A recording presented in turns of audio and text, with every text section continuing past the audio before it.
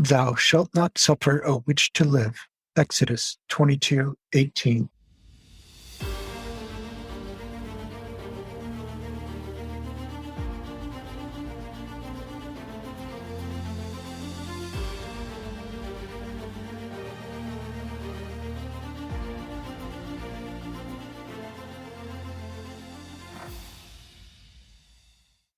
Welcome to Thou Shalt Not Suffer, the Witch Trial Podcast. I'm Josh Hutchinson. And I'm Sarah Jack. We made it. We did? Through episode 1. We've survived this long. Now you'll never get rid of us. In our first episode, we learned the history of the Connecticut witch trials. On this one, we learn about efforts to clear the names of the victims. Today we're introducing the Connecticut Witch Trial Exoneration Project. We will learn about their efforts to clear the names of those wrongfully accused of witchcraft in Colonial, Connecticut. The project includes Beth Caruso, Tony Griego, Mary-Louise Bingham, Josh, and me. We'll learn how the project came together and what they are doing to push for exoneration.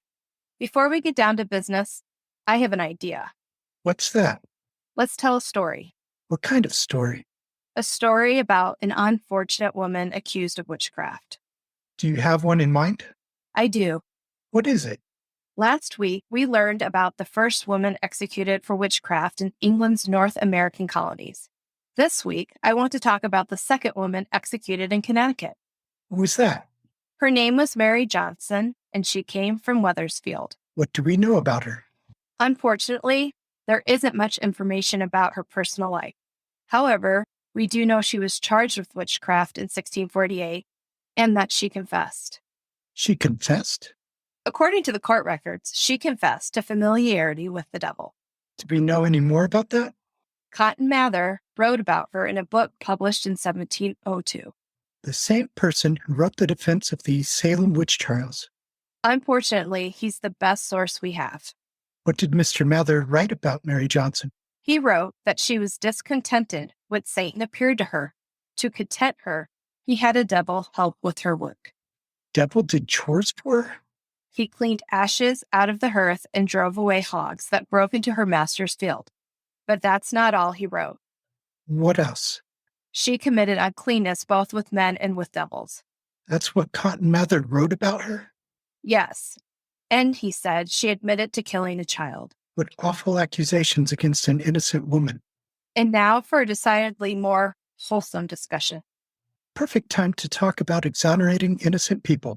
We'll begin our exoneration discussion by talking again to Tony Griego and Beth Caruso, and then we'll connect with Mary-Louise Bingham to learn more about the legislative effort. And now, the interview.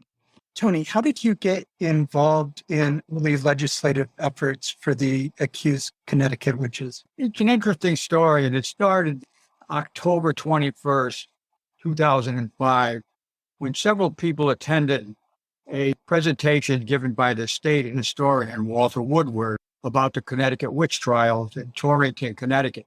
Several people, myself included, were there. He gave a great presentation about the trials. Many people weren't even aware of all the events that had taken place here.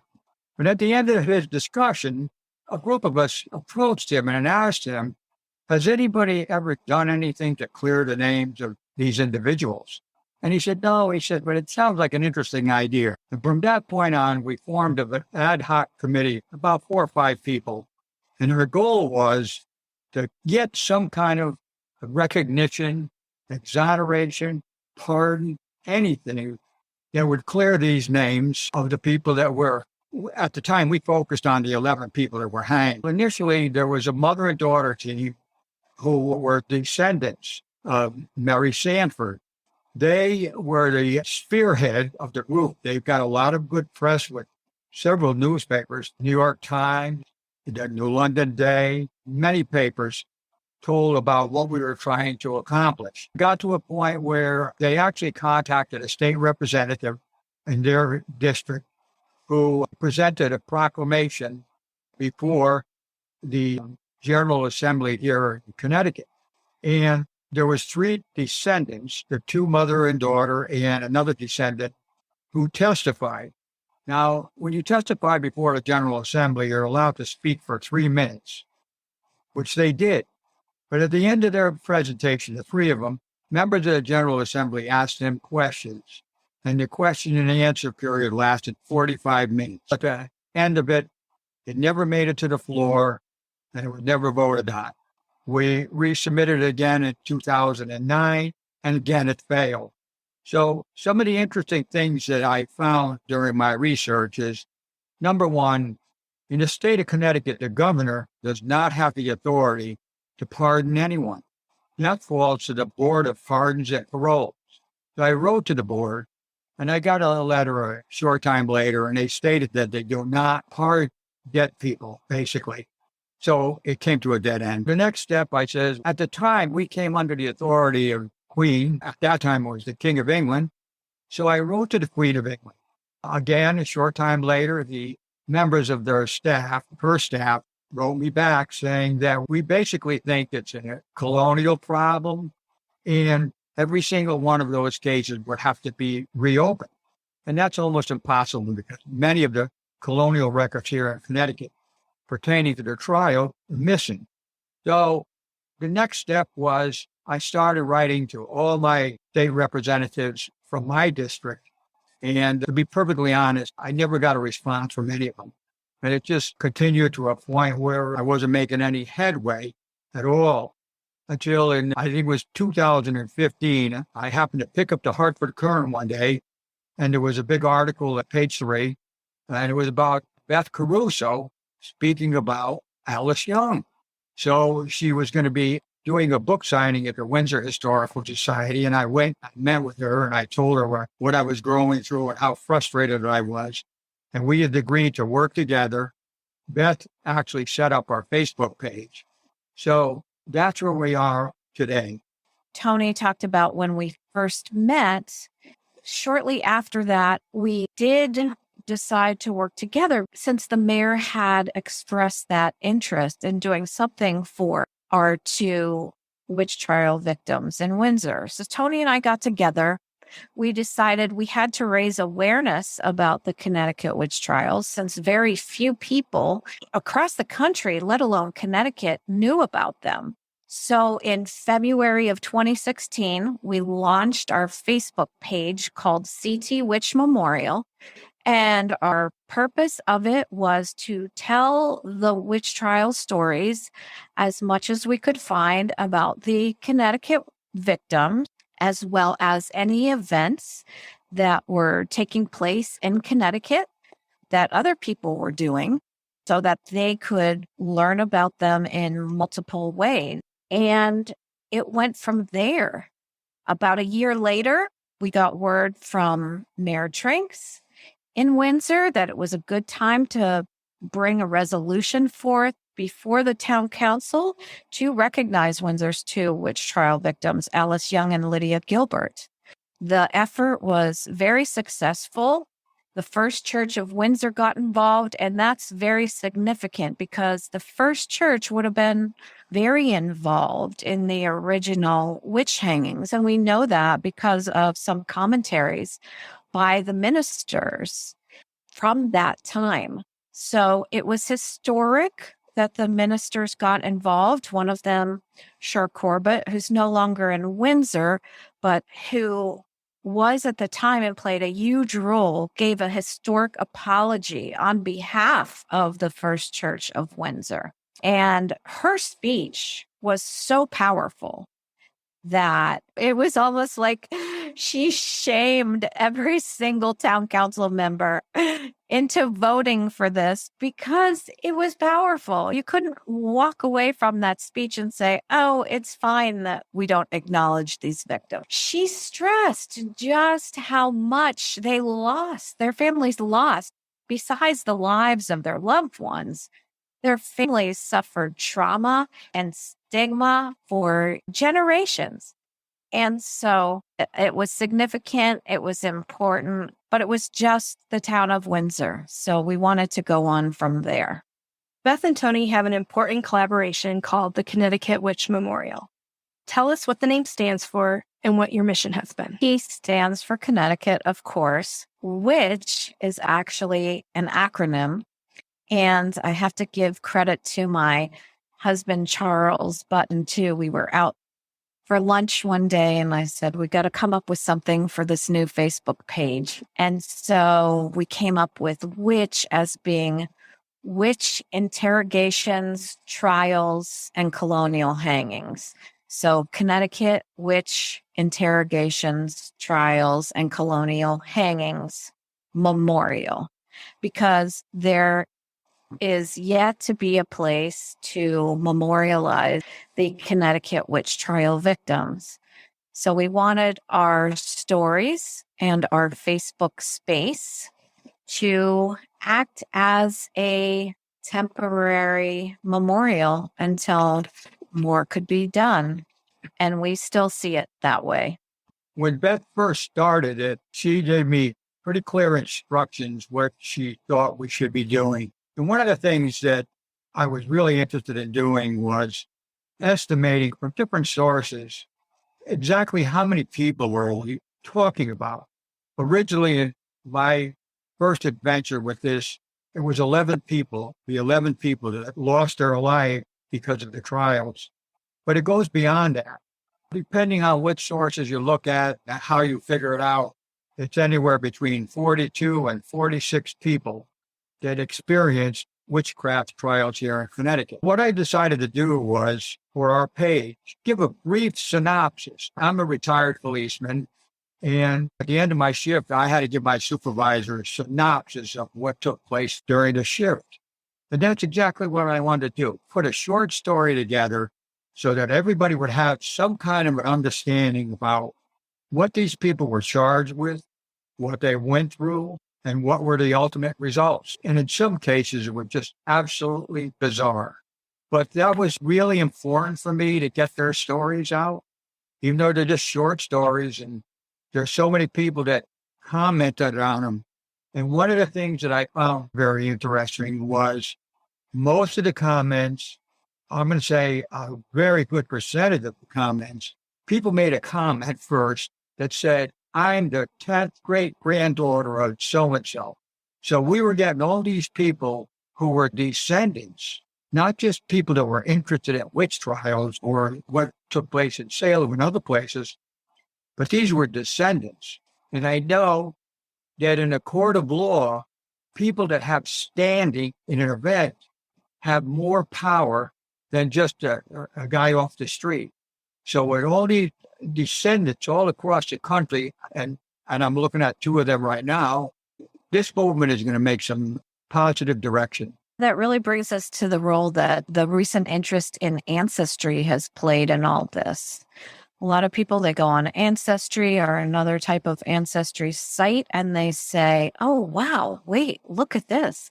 I'm all the way back in the 1600s and oh my 10th, 11th, 9th great-grandmother was called a witch. I got to learn more about this. And people Google and they find our site. So right now we have about 2,500 followers. And as this movement gets bigger, people hear about us.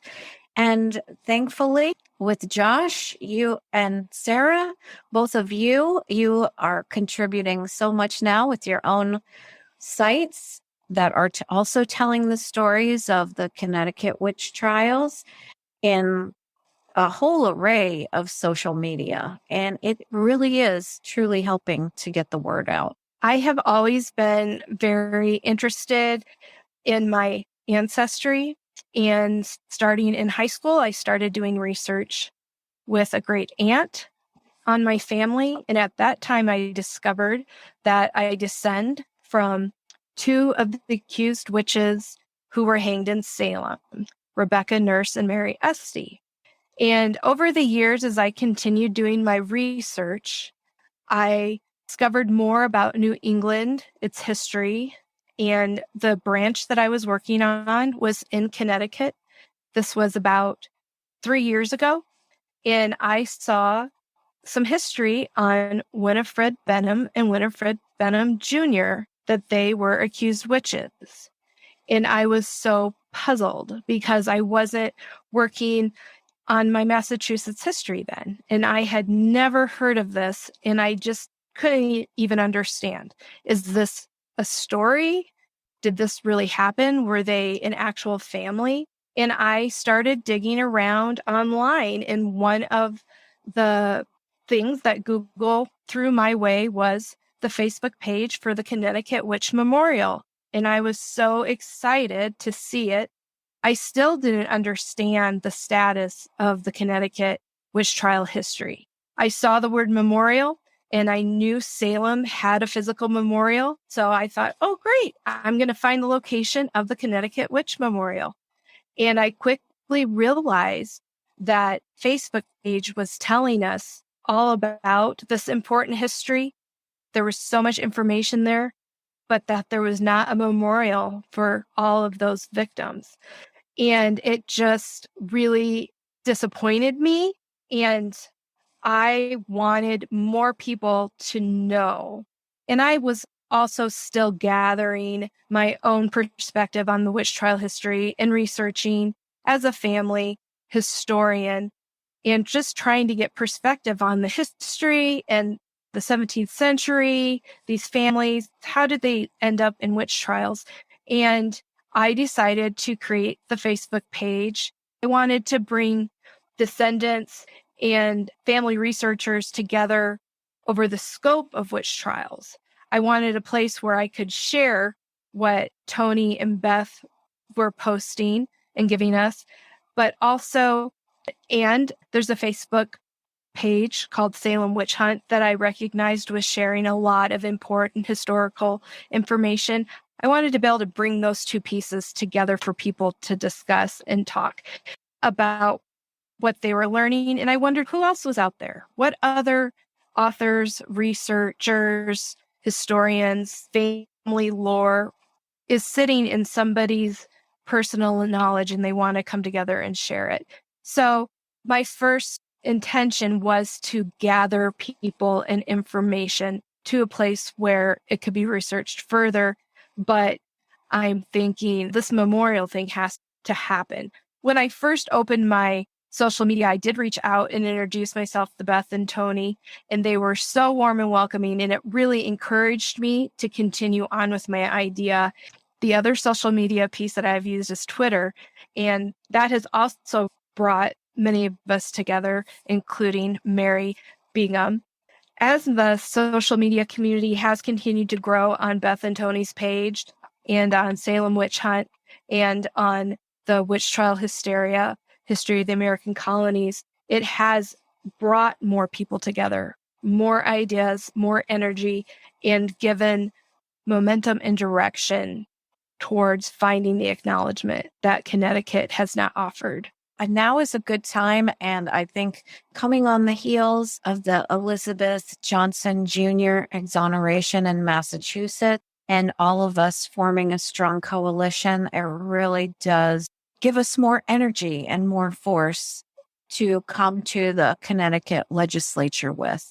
In the beginning, Tony and we have been very protective with the information on our site, that it be devoted to Connecticut. A lot of people who would write books about the Salem trials would ask to have their information. And we usually said no, because we didn't want to liken it to something like the Brady Bunch.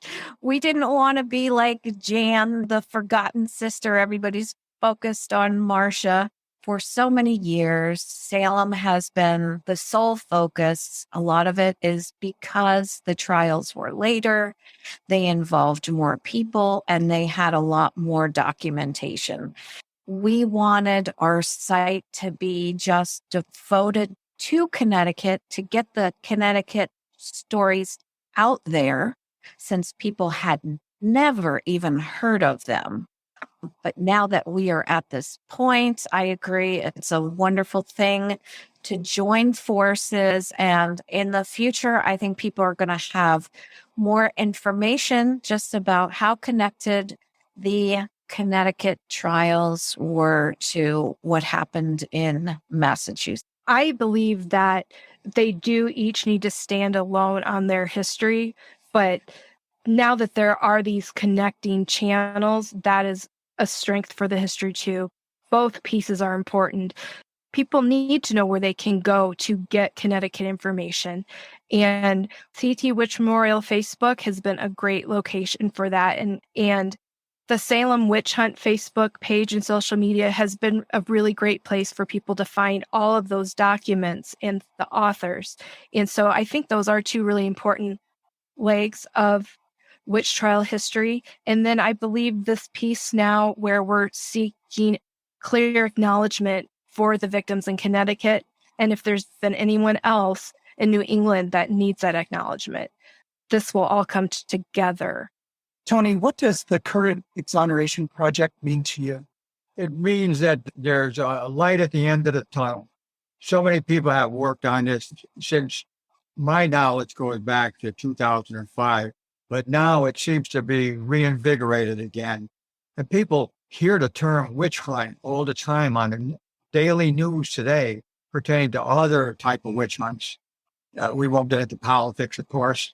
Just turning. And all these people went through these terrible agonies that affected their families and their generations to come. And the state of Connecticut has never acknowledged that. They've never offered any expression of regret, nothing. There's really only 3 sites left in Hartford that have a direct connection to the trials. There's the old State House where some of the trials may have been held, some of the executions may have taken place. There is what they call the South Green. Originally, it's now Barnard Park in Hartford. That's where witches had a night of merriment that led to a trial. And lastly is the ancient burial ground in Hartford, which is a wonderful historical site. There's no witches buried there, but all the magistrates and the jury people are there. At one point, we had efforts to get a memorial, and it seems like none of these sites were interested. What I found out was the State House is actually governed by the General Assembly. The ancient burial ground, which is attached to the church there, is not part of the church. It's owned by the city of Hartford, as is South Green. It's a city park. And there was just really no interest for a memorial. And in many of my letters, I would state that, gee, every year in October, Salem, Massachusetts brings in a lot of money. And Connecticut could jump on that bandwagon. And we've neglected it for all these years. Alice Young was executed more than 375 years ago. So why is it important now to exonerate her and the others? In a modern age, we know that witch hunts are wrong. We know what happened in Salem. Some people know a little about what happened here in Connecticut. The bottom line is those hunts were wrong. Those people suffered for reasons that go beyond reasoning.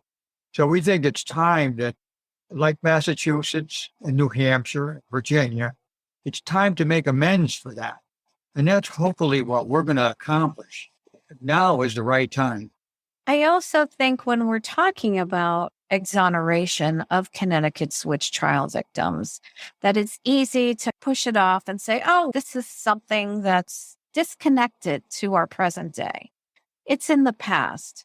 But as a lot of psychiatrists and psychologists have talked to us today, as far as trauma, there is generational trauma. So we have to think of that. We also have to think of how we witch hunt in present day. Maybe not literal witch hunts, but targeting people just for the fact that they're different or they don't fit into a precise box of what a certain group would want them to fit into. It's a statement that we just need to accept people for who they are, differences and all, and accept that those differences can actually enrich our society instead of pointing at them as other. And this is a theme that it keeps coming up over and over again, whether you're talking about a more recent past, like Nazism, or whether you're talking about present day America where people are being singled out. And then, of course, you have actual witch hunts that are still happening in places like Africa. Us talking about this, not only do I think it historically correct to do and the right things for the people who died unjustly, but it's also right for their families, their descendants, and as a strong statement and commentary about how this type of hurting the other, because the other is misunderstood, is in and of itself a very appropriate statement. I think it's safe to say Connecticut communities may not want to have Witch City overtake them, like Salem's called Witch City. But I feel like it's an opportunity for the communities in Connecticut or the community of Connecticut as a whole to build this acknowledgement into something that they want it to be. We can never get away from the stigmas of the historical evil witch, but we can create memorials and memory and acknowledgement of these individuals that had that attached to them in the way that we want to. And my hope would be for Connecticut to see a vision where they can create something that they're proud of, that is acknowledging the history and teaching the history. What are your feelings about that? An obstacle I've come across quite often is the attitude about, oh, our venerated, wonderful ancestors, founders of this town or that town. And if you go back and read ancestry books from the 1800s, that all the time are honorable, hardworking ancestors. Aside from some witch hunts, that was their only blemish. Come on, let's get real. They were human beings, like we are human beings. They made mistakes and things were dramatically different culturally.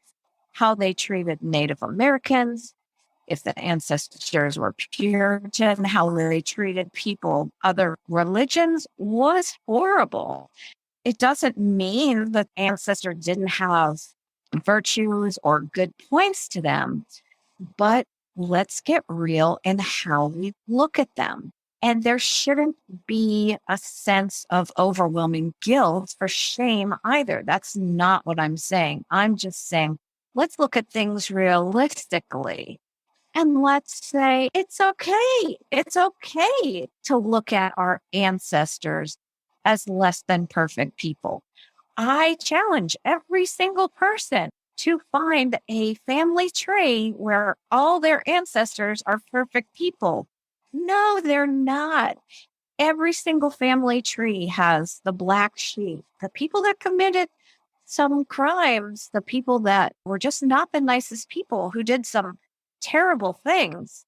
And that doesn't make the person who has the family tree or who researches it the same people. It's the same family, but you're different people.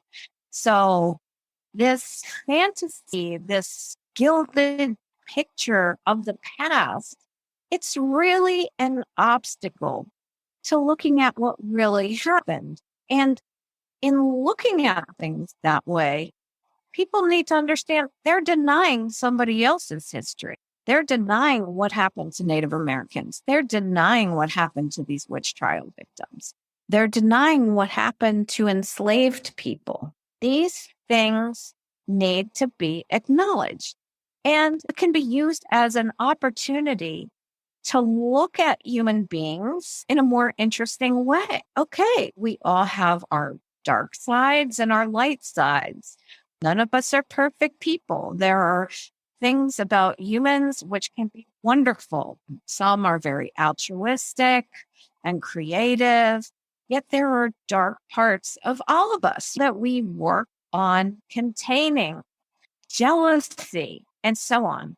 So I would say to people who want to cover this up, who don't want to do wrong by their ancestors by saying, oh, this person maybe wasn't perfect, to let go of that. It's not helping anybody. And I think the story that can be written from the actual history, from reality, is much more fascinating and much more interesting. And nobody's singled out because everybody has this dark side, light side to them. And everybody's ancestors have this also. So let's just accept people as they are and learn from it. Tony, I know you mentioned when you were talking about the Hartford witch panic, you just talked about them not recognizing some of the history. How do you think we can get over some of these obstacles, or how would you like it to be if we were able to get over the obstacles? It's important the role that descendants play in the efforts to change this. For the longest time, there weren't that many descendants that were involved. There were some, but now with both your groups, it's increased.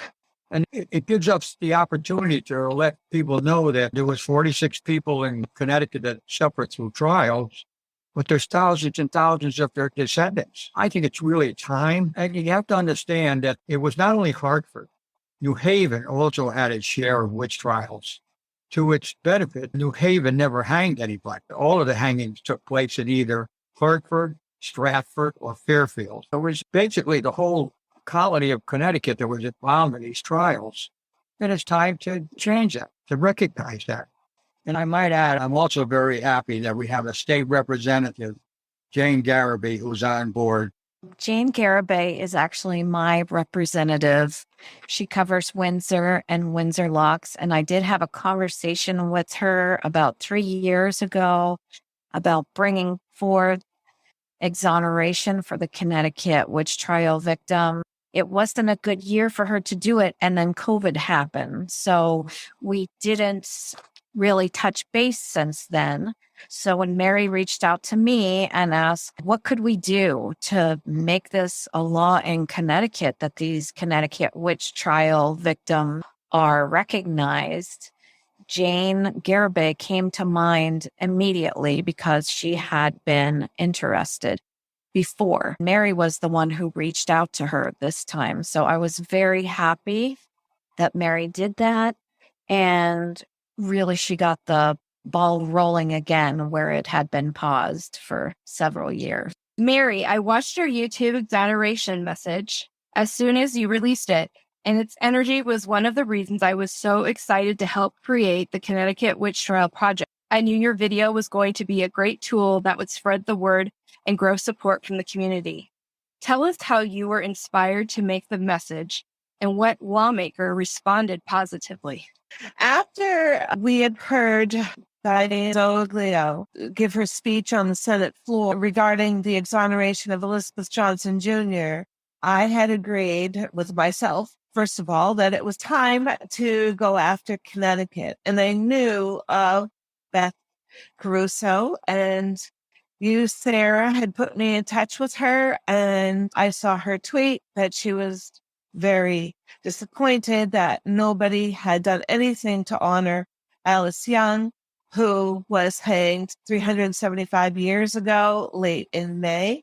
And so I did reach out to her, and she reminded me that she had gotten in touch with Jane Garibay, and then COVID hit, so nothing got done. And she encouraged me to do. And so when I emailed Jane, I thought maybe I won't hear from her, but maybe I will. But that same day, she emailed me back. And when I saw the email at 11 o'clock at night, I sat straight up in my bed and I was like, oh my God, this is going to happen. Because Jane said specifically in her email, this is ridiculous that this has not been done. So I thought, oh my gosh, this is going to happen.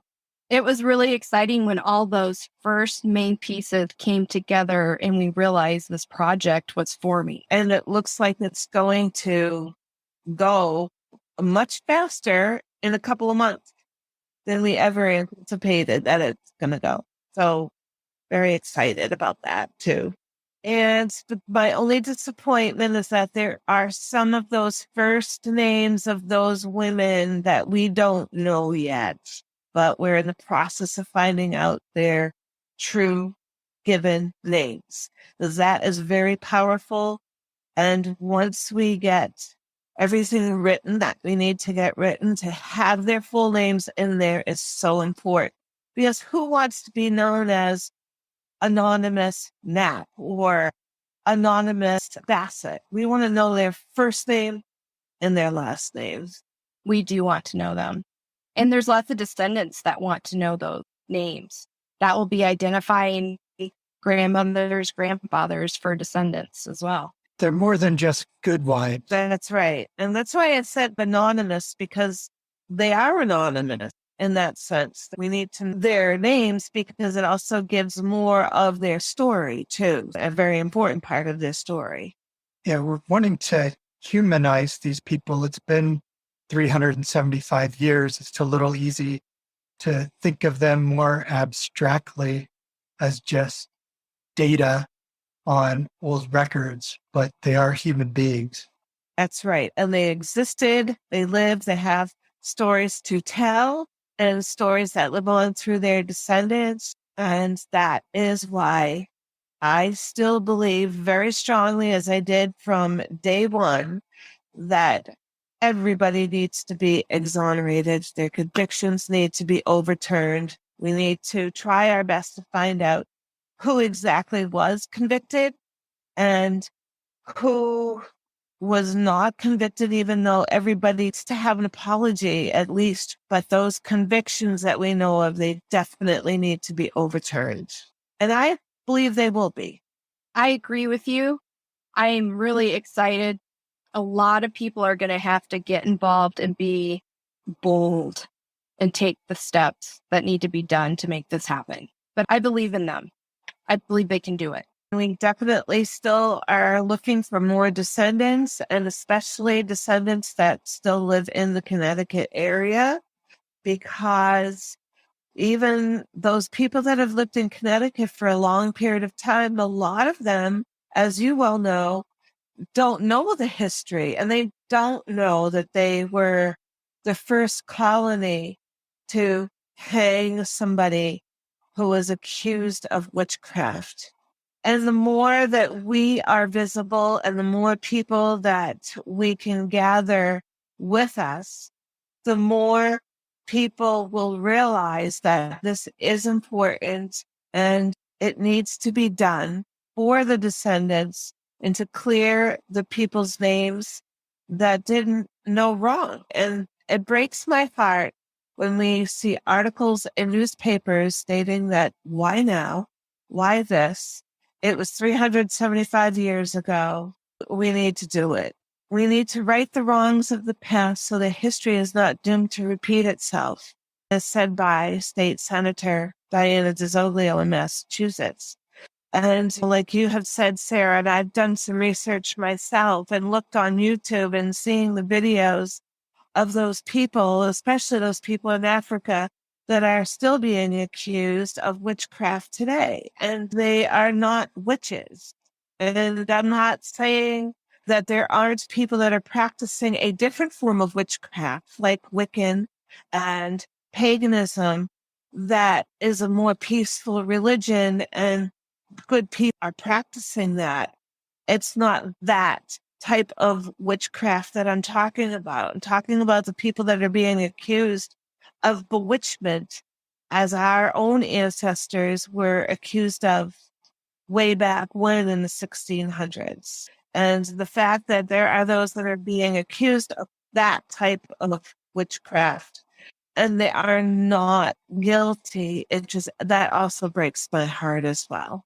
Yeah, that's a very good reason for our country at every community level with this witch trial history, at the local level, at the state level, at the federal level, to stand and say that witch hunting is not just. Witch hunting for other things or scapegoating is not appropriate. It's not acceptable. People need to own their own responsibility and their involvement in the things that they do in their own lives that affect their community. But finger pointing towards others and blaming others for something that that person did not do is not acceptable anymore. In my mind and in my heart, not acceptable. And in my own life, I am not willing to be a part of it. Mary, when you talked about how descendants are so shocked to find out that there were witch trials in Connecticut, I was one of those family researchers that happened to. And it was really amazing to watch author and actor Zachary Levi show that shock on Who Do You Think You Are on TV. That moment when they captured his shock, his concern for his grandmother, what happened to her, how many thousands of us have felt that? I remember when I found out about Susanna North Martin. She was the first one I found about for me. And I was so shocked that I sat in front of my computer and I did the Google search for hours. And I was like, wow. But hers was more like, I want to know more about her, what her trial was like, and so on and so forth. But it was 6 months later when I found out about Sarah Wilde. And that's when I looked at the screen, I looked at my keyboard, and I bent my head and I just started to cry. And I was like, really? I cannot believe this. And then it was genealogist Gail Garda who found out about Mary Esty for me. And I was shocked, but yet I felt very proud at that time. And I know a lot of people say you own no ownership in who your ancestors are, so why are you proud? But I did have a sense of pride. I never knew that I was descended from the Esty family. And I do recognize today that it is what it is. But also knowing about Mary Esty and knowing what a strong woman she was, I felt like, wow, this is pretty powerful. Mary, you seem confident that Connecticut will take action to exonerate the accused witches. What gives you that confidence? After speaking with Jane Garibay a couple of times, I feel like she is a true powerhouse and that she feels it's the right time and she's able to gain all of the support that she's gaining at the state level.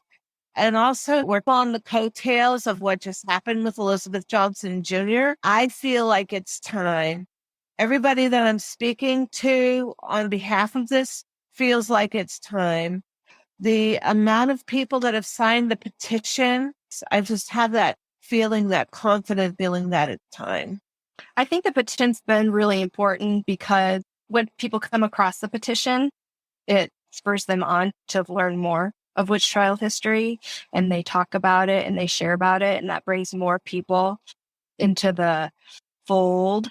I just want to back up just a minute for the listeners at home. Can you just tell us about the petition?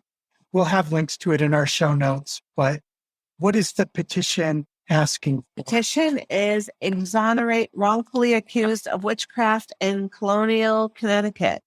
I want to say I started this petition very late in May, and I just describe on it a little bit about the history and why it's important to do this now, and who we are as team members and people that are helping us all along the way, such as descendants, authors, historians, and people who just care about reversing social injustice. And I think that's most people that walk the face of the earth right now. So that's a good thing. So I am proud of all of us that we have as many signatures as we do. And also a big shout out to the people that are actually donating money for this petition, because the more that we donate, the more that change.org will send it off and advertise it more. So that's a good thing as well. It's been great talking to you. Okay. All right. Thank you very much. Thank you. Good night. Bye. Thank you. Okay. Thank you, everybody, for coming. Thank you so much, Sherry. Thank you. All right. Thank you. Bye-bye. Thanks. Welcome to Witch Hunt Happenings in Your World. This is about real people targeted, abused, murdered, or in danger of death due to witchcraft superstitions today. Witch hunts are a human rights violation, often due to religious hatred. This is the exact case for what is happening with many of the accused witches in Africa. You heard that right. There are many. The advocacy for alleged witches works to stop the toleration of witch accusations and hatred, while defending the rights and dignity of alleged witches. It exists to end all forms of human rights abuses linked to witchcraft allegations in African countries. It is doing this by engaging in a decade of activism against these witch persecutions. Yes, you heard that right too. A 10-year attempt to disrupt witch hunting behaviors. Is 10 years a reasonable time frame to reset social norms of superstition and hate? Leo Igwe, Nigerian human rights activist and humanitarian, is leading the charge to do just that. You can get the latest crisis info every week because he's actively highlighting stories of victims and survivors of witch persecution through articles and with his account at Leo Igwe on social media posts at LEOIGWE. He's engaging state and non-state actors in the field of witchcraft accusation, lobbying locally, regionally, nationally, and globally by asking leadership to intervene with protection for alleged witches and education for the accusers.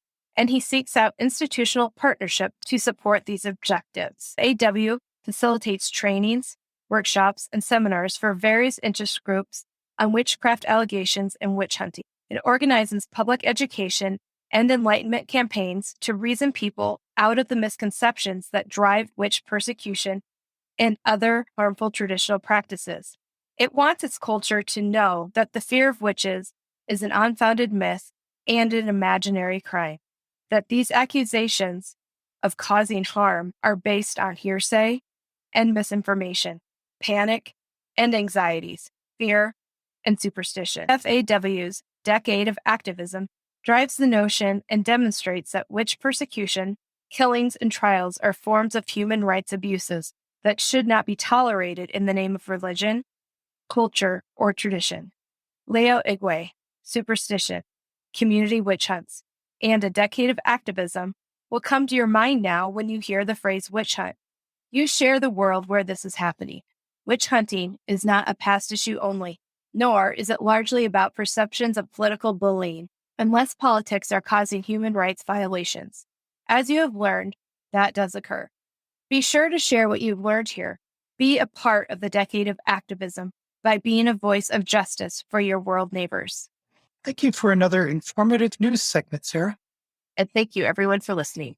And now we'll hear from Tom Mattingly and Jamie Milne of Ballet Des Moines about their upcoming Ballet Salem. I have always loved ballet as a vehicle for storytelling. And I think that there can be so much left to interpretation with the subject of witchcraft, and that interpretation lends itself really well to ballet. So what I've done with Salem is I've taken inspiration from the historical events to create a fictional story, one that could have happened during the time, but isn't necessarily a recreation of actual events. Fear itself is very powerful. And when we are led by fear rather than reason, there are horrific consequences. The character of Fear is very important to this ballet.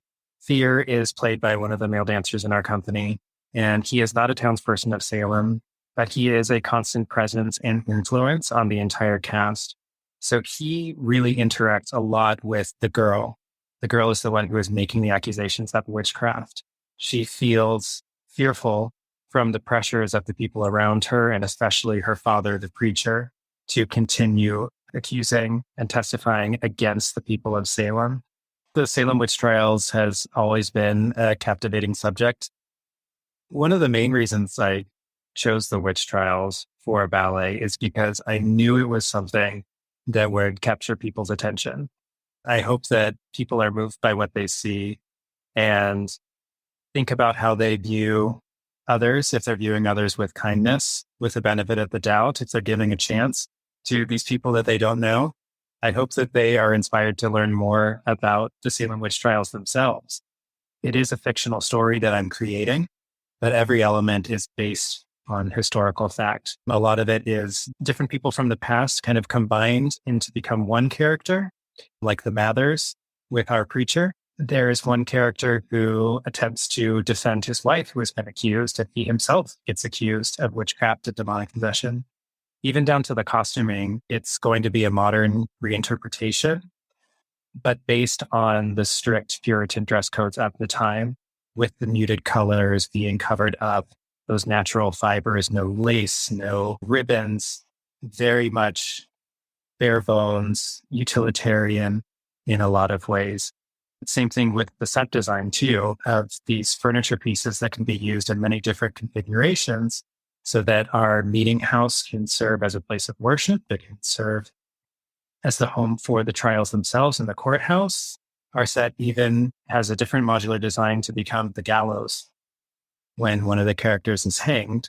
Tom and I were talking just this last week, and he said everyone knows the end of the story here. There's not a surprise because we all know the Salem witch trials and what happened.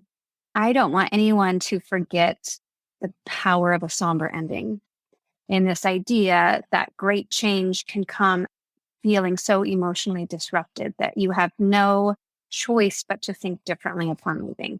And I think that will really be the power of audiences walking in the doors and then leaving with a very different emotional state.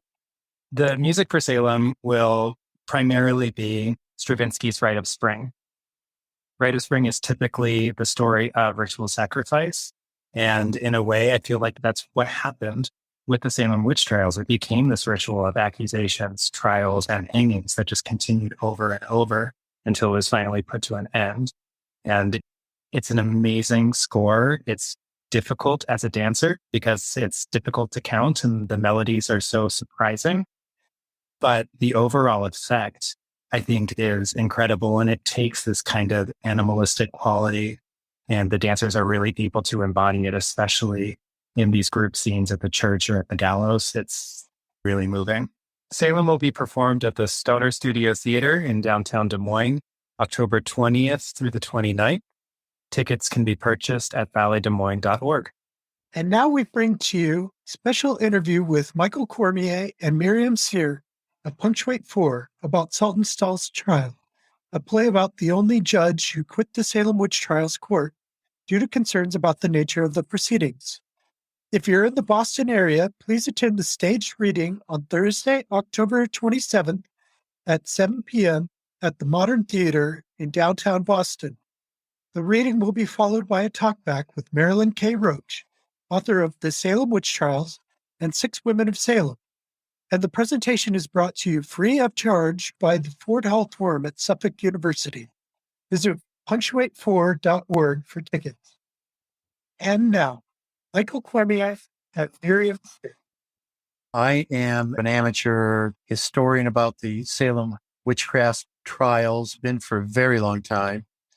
And I kept, in my reading, coming across the name Nathaniel Saltonstall. Of course, Haverhill, Massachusetts has the name Saltonstall all over it because that's where the family started.